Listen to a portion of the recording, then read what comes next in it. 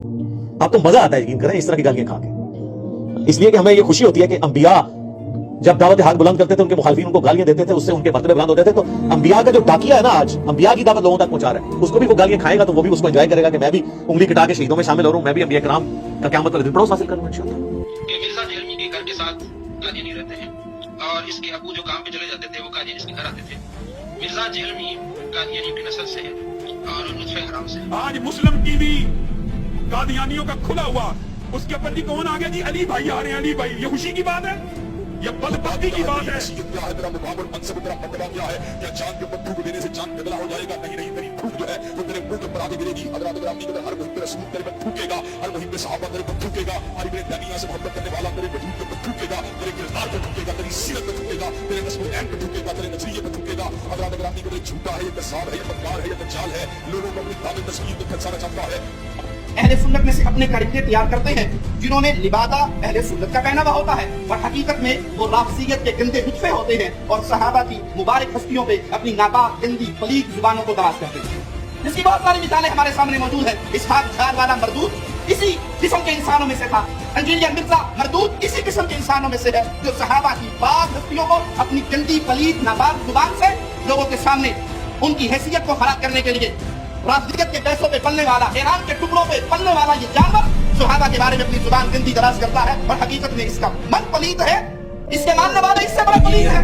مرزا محمد علی کو کیا پتا بابا ہوتا کیا ہے, وہ تو اس کو تو جو پیچھے سے پیسے آ رہے ہیں اس کو تو وہ نظر آ رہا ہے, اس کو کیا پتا بابا ہوتا کیا ہے. بابا اپنے زمانے میں کرنا ہوتا, بابا اپنی جہاں میں جہاں ہوتا ہے, اس کا فخری یہ اس کو نہیں پتا ہونا, اس کی باتوں میں آنا انشاءاللہ. اور مرزا جیلمی بولے گا مجھے اس بات کہاں سے چلیں گے؟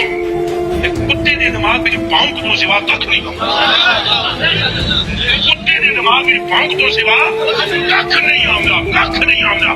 کہ کیسے یہ قبر سے نکلے گے. کوئی علمی کتابی نہیں ہے تو دنیا کا سب سے بڑا فسادی ہے, جس کا کام جس کو وقت کو بٹھایا گیا صحابہ کے خلاف بھونکنے کے لیے. میرا کام یہی ہے. محمد علی تو آپ کو پتا لگ جائے گا, یہ سمجھ نہیں آئے گی تو کے پتر کدھر ہے. اللہ جنوں اپنے پیو کا ہی نہیں پتا, کوئی نہ اولیاء اللہ تے بھونکدا پیا. خواجہ معینالدین چشتی جویری تے بکواس کر رہا ہے, داتا گنج بخش علی جویری تے بکواس کر رہا ہے, حضرت باجی مستامی تے بکواس کر رہا ہے. یہ وہی بندہ کر سکتا ہے جنوں اپنے پیو کا نہیں پتا, اور ساری امت کے اکابر کے خلاف بھونکتا ہے. اور میں ہوں مسلم علمی کتابی. یہ کتابی کا جو لفظ ہے فقہ کی کتابیں یا ہمارے عربی لٹریچر میں تو یہ تو یہودی یا کرسچن کو کہا جاتا ہے, اور اس کا معاملہ بھی بٹوین لائنز اسی طرح ہی ہے. یہ کتابی ہر کسی بھی بولتا ہے, ہر کسی بھی بولتا ہے اندر رابطی شیعہ ہے, اور لسٹ لے آ کے بیٹھ جاتا ہے. مسئلہ number 191B, 191A, 191C. Engineer ہے نا, یہ بھی سیڑھی پڑھ کے آیا ہے نا, یہ بھی سیڑھی پڑھ کے آیا بے خوب. جہلم میں مذہبی اسکالر انجینئر محمد علی مرزا قاتلانہ حملے میں زخمی ہو گئے. پولیس نے مقدمہ درج کر کے 2 ملزمان کو گرفتار کر لیا. گزشتہ روز جہلم میں ہفتہ وار لیکچر کے دوران حملہ آور نے انجینئر محمد علی مرزا پر چاقو سے وار کیا, جس سے محمد علی مرزا کے بازو پر معمولی زخم آیا. اس میں عرض کر دوں کہ یہ بعض لوگ جو ہمیں مشورہ دے رہے ہیں نا کہ جی وہ جو حالات و واقعات بڑے ہیں جی آپ ملک چھوڑ جائیں, یہ کر دیں. میرے بھائی یہ آپ کسی اس زوم میں نہ رہیے گا, ملک چھوڑ کے کیا یہ لوگ سب کچھ چھوڑ کے جائیں گے. یہ ان کے باپ کا ملک ہے کہ چھوڑ کے چلے جائیں, ان کو پتہ ہی نہیں میری طبیعت کا. یہ اس چکر میں تھے کہ ہم یہ کریں گے تو یہ ٹھنڈا پڑ جائے گا. اللہ دے بندے ہو, یہ ٹھنڈے وہ پیندن ہیں جو عوام کے ٹکڑوں پہ پلتے ہیں, جو سینکڑوں لوگوں کو اپنی جیب سے روٹی کھلاتے ہیں, وہ ایسے نہیں ہوتے.